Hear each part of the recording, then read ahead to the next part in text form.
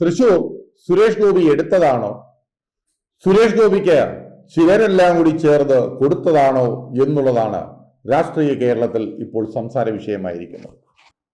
പ്രകാശ് ജാവദേക്കറുമായുള്ള ഒരു അഡ്ജസ്റ്റ്മെന്റാണ് തൃശൂർ, തിരുവനന്തപുരം സീറ്റുകളിൽ BJPക്ക് ഇത്രയധികം വോട്ടുകൾ കൂടാനുള്ള കാരണം.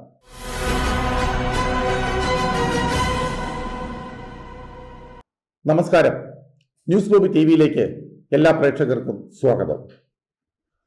തൃശൂർ ഇങ്ങെടുത്തു, സുരേഷ് ഗോപി തൃശൂർ കയ്യിലെടുത്തു. തൃശൂർ സുരേഷ് ഗോപി എടുത്തതാണോ, സുരേഷ് ഗോപിക്ക് ചിലരെല്ലാം കൂടി ചേർന്ന് കൊടുത്തതാണോ എന്നുള്ളതാണ് രാഷ്ട്രീയ കേരളത്തിൽ ഇപ്പോൾ സംസാര വിഷയമായിരിക്കുന്നത്. അത് മറ്റൊന്നുമല്ല, തൃശൂരിന്റെ ഇലക്ഷൻ പ്രവചനം ആഴ്ചകൾക്ക് മുമ്പ്, മാസങ്ങൾക്ക് മുമ്പ് തന്നെ ഞങ്ങൾ തുടങ്ങി വെച്ചിരുന്നു. അന്നെല്ലാം ഞങ്ങൾ പറഞ്ഞു തൃശൂരിൽ സുരേഷ് ഗോപി വിജയിക്കും.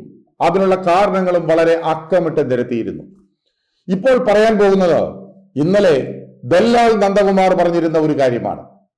അതും ഇതിനോട് കൂട്ടിച്ചേർത്ത് വായിക്കേണ്ടുന്ന ചില കാര്യങ്ങൾ.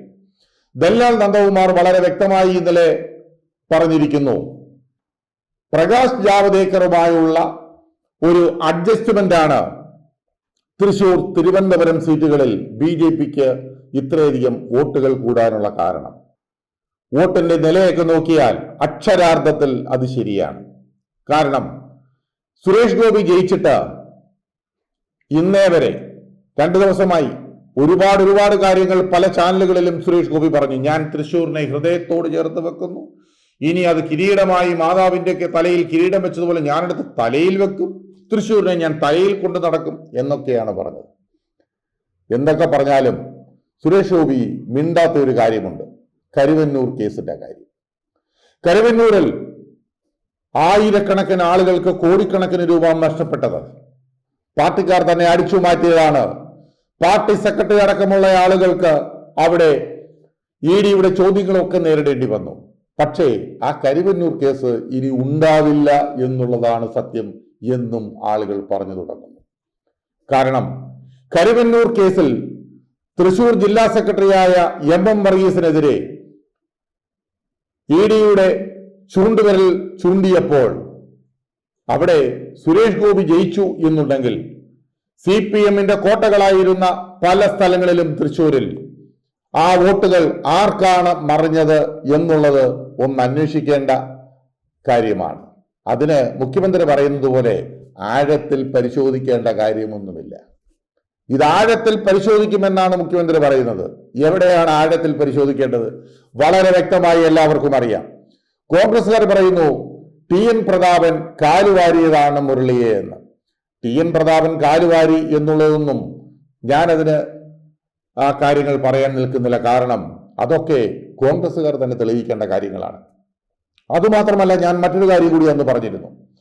വലിയൊരു വ്യവസായ പ്രമുഖന്റെ തൊഴിൽ സ്ഥാപനങ്ങളിൽ ജോലി ചെയ്യുന്ന തൊഴിലാളികൾക്ക് മുഴുവൻ ഒരു വാട്സപ്പ് സന്ദേശം അവിടെ പരന്നിരുന്നു എന്നും ആ വാട്സപ്പ് സന്ദേശത്തിൽ സുരേഷ് ഗോപിക്ക് വോട്ട് ചെയ്യണമെന്നും മോദി അധികാരത്തിൽ വന്നാൽ സുരേഷ് ഗോപി മന്ത്രിയാകുമെന്നും എന്നൊക്കെയുള്ള ചില വാർത്തകൾ തൃശ്ശൂരിൽ നിന്നും പറഞ്ഞിരുന്നു. അത് സത്യമാകാനാണ് വഴി. കാരണം തീരദേശങ്ങളിൽ പോലും പ്രതാപനുമൊക്കെ നല്ല രീതിയിൽ ഭൂരിപക്ഷം നേടിയിരുന്ന തീരമേഖലയിൽ ഇപ്രാവശ്യം സുരേഷ് ഗോപിക്ക് പല സ്ഥലങ്ങളിലും മുൻതൂക്കമുണ്ടായതും അതുപോലെ തന്നെ പാവറട്ടിയിലും ചാവക്കാടുമൊക്കെ സുരേഷ് ഗോപിക്ക് മുൻതൂക്കം വന്നതുമൊക്കെ എങ്ങനെയാണ് എന്നുള്ളത് ഈ രാഷ്ട്രീയ പാർട്ടികളുമൊക്കെ ഒന്ന് പരിശോധിക്കപ്പെടേണ്ട കാര്യങ്ങളാണ്. പ്രത്യേകിച്ചും CPMന്റെ ഏതാണ്ട് 16,000-നും 20,000-നും ഇടയ്ക്ക് വോട്ടുകൾ അറിഞ്ഞുകൊണ്ട് തന്നെ സുരേഷ് ഗോപിക്ക് ചെയ്തു എന്നുള്ളതാണ് തൃശ്ശൂരിലെ പല നിയോജക മണ്ഡലങ്ങളിൽ നിന്നും വരുന്ന വാർത്തകൾ. ആ ബൂത്തുകളൊക്കെ ഒന്ന് ശരിക്കും പരിശോധിച്ചാൽ അവിടെ പാർട്ടി മെമ്പർമാരായിരുന്ന ആളുകളുടെ പോലും വോട്ടുകൾ സുരേഷ് ഗോപിക്ക് പോയി എന്നുള്ളതാണ് സത്യം. എന്താണെങ്കിലും ഒരു കാര്യം സമ്മതിക്കാതെ വയ്യ, 4-5 വർഷമായി സുരേഷ് ഗോപി തൃശ്ശൂരിലിറങ്ങി പ്രവർത്തിച്ചതിന്റെ ഒരു പരിണിത ഫലം.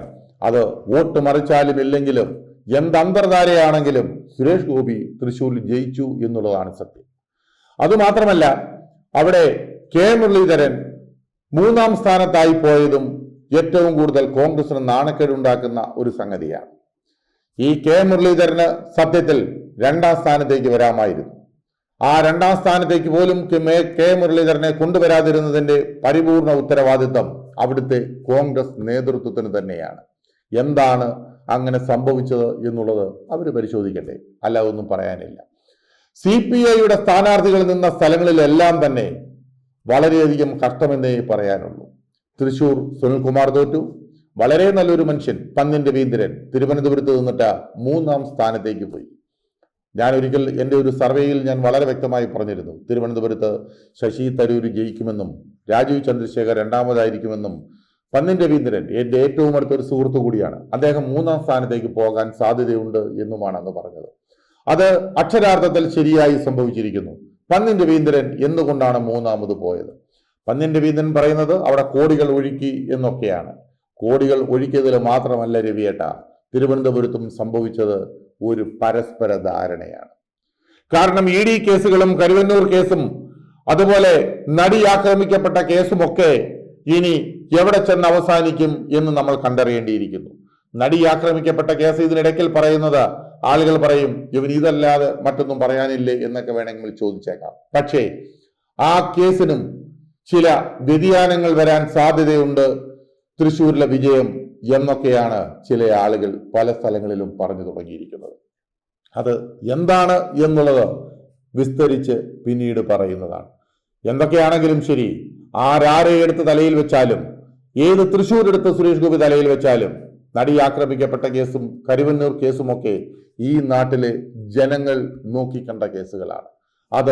അവർ അതിന്റെ പിന്നാലെ തന്നെ ഉണ്ടാകും. ഇത് എത്ര വോട്ടുകൾ നേടി ജയിച്ച് പാർലമെന്റിൽ പോയാലും, ഇനി 10 മന്ത്രിമാരെ ചൊൽപ്പിടിക്ക് നിർത്തിയാലുമൊന്നും ആ കേസുകൾ മാഞ്ഞു കളയരുത്, അല്ലെങ്കിൽ ആ കേസുകൾ മാഞ്ഞു പോകരുത് എന്ന് ഒരു അഭ്യർത്ഥന കൂടിയുണ്ട്.